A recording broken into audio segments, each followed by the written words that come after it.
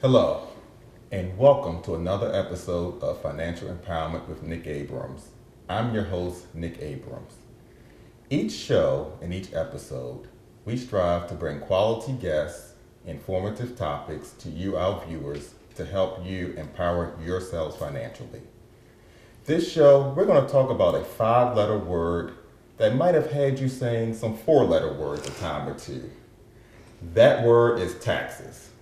We're going to talk about strategies of tax planning and how to make sure you stay out of trouble from the IRS. Desarie Anderson with Anderson Accounting. Hi, welcome to the show. Hi, Nick. Nice to meet you. So Desiree, tell our viewers a little bit about yourself. Well, my name is Desiree Anderson, and I am a CPA and an enrolled agent in Atlanta, Georgia. And for those of you that don't know what an enrolled agent is, it's a designation that is given by the IRS. So basically, the IRS has 3 entities that are able to represent taxpayers before the IRS. You have enrolled agents, you have CPAs, and you have attorneys. So those are the only 3? Those are the only 3. So we help taxpayers stay out of trouble and get out of trouble. Okay, viewers, so you heard that. So let's a little bit about how long have you been doing accounting? Well, I've been in the industry now for, I would say, a little bit over 8 years or so. Mm-hmm. And so did you always have your own business, or were you doing something before that? My own business in accounting. Well, prior to me being an accountant, I was a hairdresser. So I did that for about 17 years. So hold up. How did you go from hairdresser to accountant? I know, it's 2 totally different sides of the brain, left side, right side. Well, I decided after some years working as a hairstylist, 17 years, that I wanted to change careers. I wanted the option of having a choice to not have to be behind the chair when I turned a certain age. So I decided to go back to school, get my education, and when I went back to school for business. And business is so broad, and I knew that I had to narrow it down. So I said, okay, should I go for marketing? I said, I don't think so. I don't think I'll be a good marketer because I'm kind of shy. So yeah, believe it or not. So that won't work for me. Then it was like, okay, should I go for computers? Absolutely not. And then my father is actually he's an accountant. He's a chartered accountant in London. He's passed away now. A chartered accountant in London, which is equivalent to being a CPA in the United States. So I just said, you know what, follow my father's footsteps. And then I decided to go in for accounting, and I loved it. And here I am today. Okay. So now what led you to start Anderson Accounting? Well, I am a born entrepreneur. I have always worked for myself. Every now and then, well, with the exception of maybe twice where I worked for a company, but for the most part, I've worked for myself my entire life. So after I graduated from school, got my CPA license, got my enrolled agent license, the next best thing was to just start my own business. Now, I've started it, didn't really have any money, but, I just said, well, what's the worst that can happen, right? I'm used to being broke because I've always had my own business. So I'm used to waking up every day wondering, okay. Unemployed. I'm unemployed, pretty much unemployed. So for me, it wasn't a big leap. It wasn't as if I worked for a company for 20 years and then decided, at some point, I'm going to stop doing this and work for myself. I was never used to a regular paycheck. So for me, it was easy. So I started my own business and, here I am today. So Anderson Consulting, what do you guys do? Okay, so Anderson Accounting, that's okay. Well, we do consulting work, so you're not too far wrong there. We do a lot of, we do accounting, bookkeeping, consulting work, and one of the major parts of my business is IRS representation. I help taxpayers stay and get out of trouble with the IRS. Really? Yes, I work with a lot of individuals tons of independent contractors and small businesses.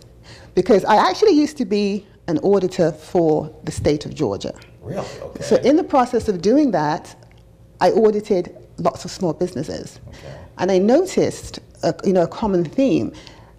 I mean, a lot of them got into trouble, and usually when I'm auditing these businesses, they start telling you their life story. Right. And one of the common things was people always said they couldn't afford an accountant or a CPA. So one of my goals was when I started my own business, was to try to cater to that segment of the population that ordinarily couldn't afford a CPA. So my prices are reasonable enough. Okay, good prices. Where independent contractors and small businesses can still afford to have a CPA or an accountant at their disposal. So when we come back, we're going to talk about, for us individuals, what we need to do, because you mentioned something that you represent people in front of the IRS. Yes. We're going to touch on that more. Talk about a lot of the things that's been going on. We hear in the news about politics, about tax reform, lowering taxes. So we're going to get into that. So ladies and gentlemen, as I always say, DVR this, get out your paper, pen, take some good notes. So we've got Desarie Anderson, CPA and EA, here to talk about tax planning strategies. We'll be right back.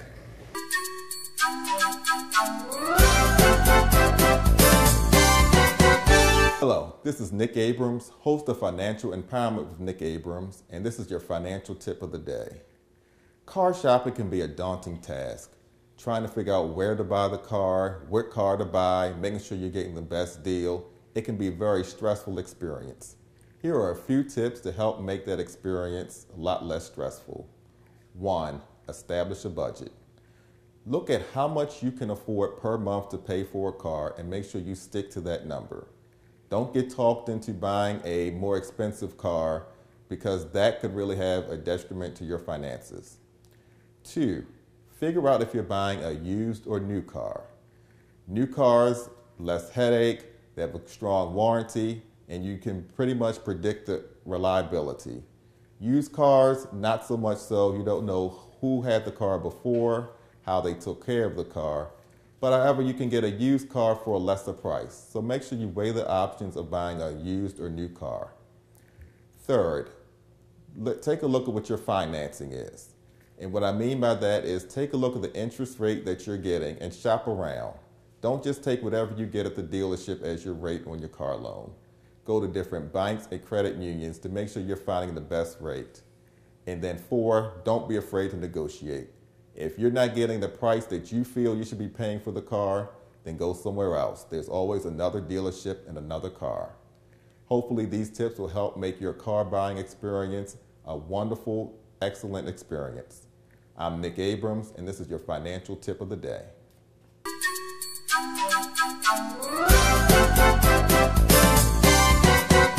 And welcome back. We're here with Desarie Anderson from Anderson Accounting. Correct. So Desiree, as we were closing out for the break, we were talking about dealing with individuals. So in the 2016 presidential campaign, we've heard this big thing about tax reform. Tax reform, tax reform. We need tax reform. In the news lately, we've been hearing tax reform being pushed by the administration. And I was doing some research, and I think the last big tax reform package was 1986. Yes. So what is tax reform, and is that any different than lowering taxes, just a different name for it? Talk to us about what tax reform looks like. Well, there is a difference. Even though some people do use the word interchangeably, there is a difference. Okay. So tax reform pretty much means taking something and changing it. Okay. So you're taking the laws, the tax laws, the tax codes, and you are changing it. So therefore, it could be changed into higher taxes. It could be changed into lower taxes. I like that better. And it could be changed any which way. So you're just changing the law. So we have no idea what this might look like. We just know a change could happen. Is coming. That much you do know. With tax cut, that pretty much means cutting taxes. So they are lowering taxes. So that's just one way taxes are being lowered. So that's the major difference between the two. So we know possibly a change is coming. Yes. So One of the things I hear about is the standard deduction, then I hear about tax credits, itemization. I'm an individual. Okay. Walk me through what's better, the deduction or credit, and how does that all work with itemizing? Can you do both, or how does that work? Okay, so let's start with the difference between a standard deduction and itemized deduction. Okay. Okay, so a standard deduction is pretty much what it says. It's standard. Standard means across the board. Everybody gets it. Everybody gets the same amount. There is no preferential treatments. So no matter how much you make or how little, it's the same. Well, okay, it depends. And that's the best answer when it comes to any tax question. Okay. It depends, because it changes for different people. But I would say prior to about 2 or 3 years ago, yes. No matter how much money you made, it was standardized across the board. Okay. A couple of years ago, that changed. So the more money you make, when you get to a certain point, you start to lose some of those standard deductions. They start to reduce. But generally speaking, most people fall into the general standard deduction. Okay, We all so get the same thing. deduction. Correct. Okay. Itemized deduction means that you have enough expenses to itemize on something that's called the Schedule A. The Schedule A is part of the 1040, and that's where you put all of your itemized deductions. So examples of itemized deductions would be charitable contributions, your mortgage interest, your property taxes, things like state taxes, personal property taxes. So if you have enough itemized deductions and it exceeds the standard deduction, then it's always best to go with itemized. Now in 2017, the itemized deduction allowable amount is $6,300. I'm sorry, no, $6,350.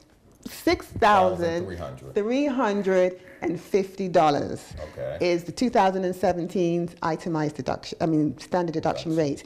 So if your itemized deduction exceeds that amount, then all the stuff you talked about on the list, if that number exceeds that, exceeds the 6,350, then you're better off going with the itemized deductions. Oh, that sounds I know, but normally when you have mortgage interest, that propels you. Okay. If you're paying interest in mortgage and you're paying your property taxes, that normally propels you. And if you're one that contributes a lot to charitable organizations, then you really are going to fall into the itemized deductions. So it helps you out to give. It does. Now I have to say one thing. Yes, for people who file married filing separately, okay, if your husband files using the standard deduction, you, the spouse, the wife, also have to use the standard deduction. If one spouse files using itemized deduction, the other spouse has to also. And this can be somewhat of a problem, because let's say the wife has a lot of itemized deductions that she can take, and her husband filed before she does, right? Ooh. They're not in sync. That happens. And he files before she files, and he files using the standard deduction for $6,350, but she had itemized deductions of $20,000. Guess what? She's stuck using standard deduction. Yeah, so that's pretty much the difference between the two. They need to communicate. Okay. If you're filing separately, communicate. Okay. Okay, so we talked about that. Now, what about tax credits? I hear like the child tax credit, dependent care tax credit. How does that fall into with all of what you just talked about? Okay, so tax credits and tax deductions are different. A tax credit gives you a dollar-for-dollar deduction. So, for example, if your tax credit is $1,000, you're going to get $1,000 taken off of your total taxable income. Really? Versus a deduction means that you're only going to get a piece of that. So if your tax rate happens to be 30%, okay, you're only going to get 30% of that $1,000, which means your actual deduction is going to be $300. I don't like that. I know, right? That's not good. It sounds so unfair, but so is life, right?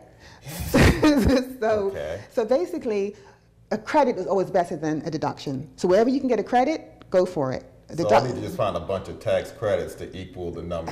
Right. If you can get them, you have your student credits, education credits.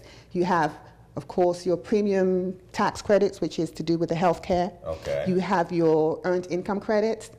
You have your child tax credits. And a few other credits that are available to taxpayers. So it sounds like it adds up to that 6,300 number that you talked about earlier. Okay, well no, actually, these are two totally different. Okay. So you're going to get your itemized deductions, and you're going to get your standard, and you get the tax credits and tax deductions if you qualify. That's the key, if you qualify. Okay, now we've got to take a break. When we come back for this last segment, we're going to talk about if you have to go before the IRS, if you're in tax trouble, what to do and what not to do. Yeah. So we'll be right back. This is Nick Abrams, host of Financial Empowerment with Nick Abrams, with our guest for today, Ms. Desarie Anderson.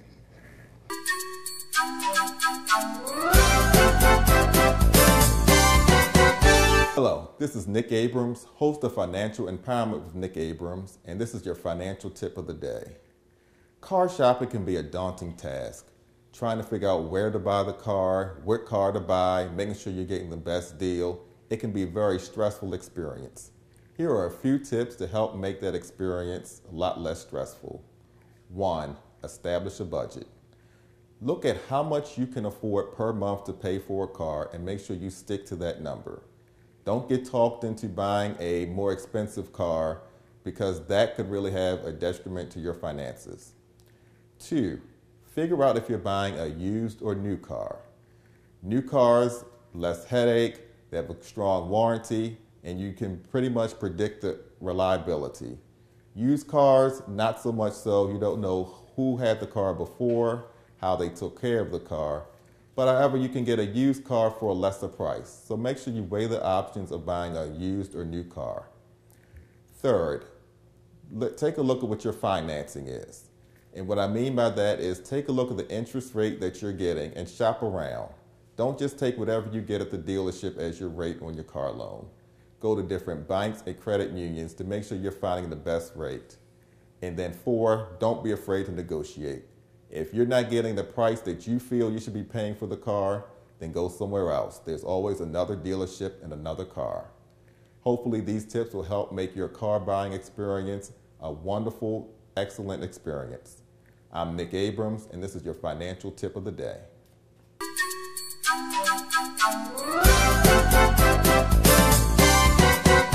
And welcome back. I'm Nick Abrams, host of Financial Empowerment with Nick Abrams, here with my guest, Desiree Anderson of Anderson Accounting. We are talking taxes today, and we've been getting a wealth of information.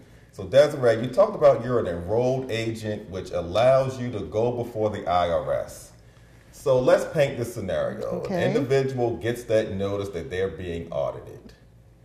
What should they do? Okay, well, the first thing not to do is do not ignore the letter. So don't put it in the trash, don't send it back. I've never heard sending it back, but that's a good idea. Don't send it back, and definitely don't put it in the trash. No, you want to actually either call the number on the letter, okay, or contact your accountant or your CPA, okay, or your enrolled agent to find out what that letter means, because the IRS sends out a series of letters before they finally do anything. So before they finally garnish your wages, which they will do, or garnish your bank account, which they will do, they've sent you a series of letters for over almost a year and a half, but you've been ignoring them. Go back to our viewers out there. What does that garnish paycheck, what does that mean? Okay, so if you ignore the letters and you just totally ignore them and say, okay, I'm not going to answer you, just go away, because they don't go away. IRS doesn't go away, okay? They're here until the death. And even after you die, they're still going to come after you if they can, if you have anything. So never think that they're going away, because they're not. So you always want to respond. So if you decide not to respond, eventually they're going to find out where you work. They're going to find all your banking details, and they're going to garnish your wages. In addition to that, they're going to garnish your bank accounts. In addition to that, they're going to contact your employee or your employer and garnish your, I think I said that already, didn't I? I said that. So they garnish your wages. Employer, and they start taking money out of my check. Trying to embarrass you, because they're just going to put all your business on Front Street with your employer. And then, of course, the next step is to garnish your wages. So they will do that.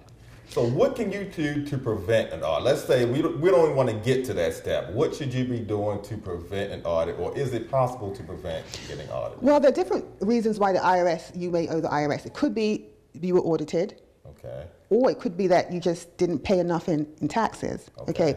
Now, if you do owe the IRS, I always say don't be afraid to confront the issue, because the IRS has several options and alternatives. Really? That you could probably fall into. So, for example, if you can't afford to pay your IRS debt, there are different programs the IRS has that you can actually, become a part of. Okay. One is paying a monthly installment. So if you can't afford to pay everything at one time, which most people can't, you just pay on a monthly basis. Okay. And normally it's spread out over almost 5, 6, 7 years sometimes. Oh, wow. So it makes it manageable. Okay. That's one option. Another option is something called an OIC, which is an offer in compromise. Now, I know you've heard those advertisements where they say, pennies on the dollar. Right, you see the commercials here more on TV. I owe $50,000. I paid back $500. Exactly. Okay. Now that is settling your case for pennies on the dollar, so to speak. Well, that's really an offer in compromise. But I have to say that an offer in compromise is a very difficult program to get into. The program, it's not as if you can just call the IRS and just start negotiating and saying, I'll give you 50,000, and they'll say, no, I'll take 20, and then you'll say, well, no, I'll give you 30. It doesn't work that way. Okay. It's strictly numbers-based. It's a calculation, and that calculation is how they determine whether or not you qualify for the OIC. Okay. So if someone ever says to you, oh, I'll get you an OIC, before they even look at your records to see if you qualify, run the other way, because they're just trying to take your money. That's it. Because it's not That's good advice. It's an expensive.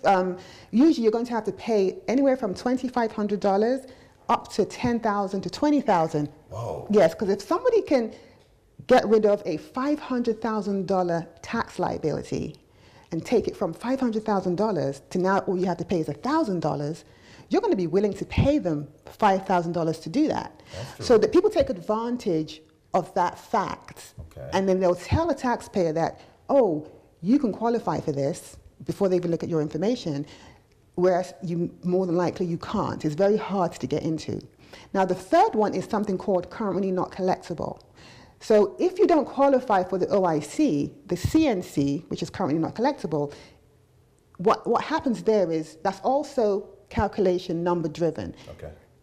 If it's determined after your financials have been pulled that you truly can't afford to make your payments, the IRS is willing to freeze it, put it on hold and say, okay, we've determined that you can't afford to make this payment. We're going to take you off of collections and leave you alone. Okay?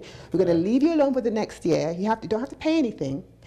But when you start making enough money, I knew there was a butt in there somewhere. To be able to pay it, we want you to contact us and let us know. So if you hit that Powerball and they see you standing there at the check, then they come in. But no one is going to contact the IRS and say, oh, hello, I have enough money now. Right. I can pay you. No. So the IRS usually on a yearly basis, they check to make sure, because they have information that comes into them about how much money you're making. They'll check to determine if they feel as if you're able to make that payment, and then they will contact you instead. Now, the thing about this, the thing is, if you're able to go 10 years without your financial situation changing, you're going to stay on CNC. Of course, the interest and the penalties are accruing. Oh, wow. But there's a statute of limitation. If the IRS doesn't collect within 10 years, guess what? What's that? You're off the hook. So you just got to make it 10 That's years. it. Well, I'm not going to say that. I'm not going to say that, but that is the case. Okay. So, any last tax tips for our viewers out there? Anything they should know, they should be doing tax-wise before we close out the show? Okay, so I would say for individual taxpayers, don't use your 401k accounts or your IRA accounts as a piggy bank, okay? Don't do that, because there are so many ramifications when you do that. In addition to paying the 10% penalty, it also increases your percentage of what you would pay on a normal basis. For example, if you make $50,000 a year and you're only required to pay 15%, if you take out if you pull your retirement money, that can take you from 15% to possibly 30%, in addition to the 10% penalty. So that's an advice I would give to individuals, because I see a lot of that. Wow. And then another tip I would say is pay your estimated taxes. Okay. You know, pay your estimated taxes, because you don't want to have a coronary attack when you find out how much money you owe on April 15th, when you could have sort of figured it out throughout the entire year. So that's it. Well, viewers, I hope you've gotten some great information from this show.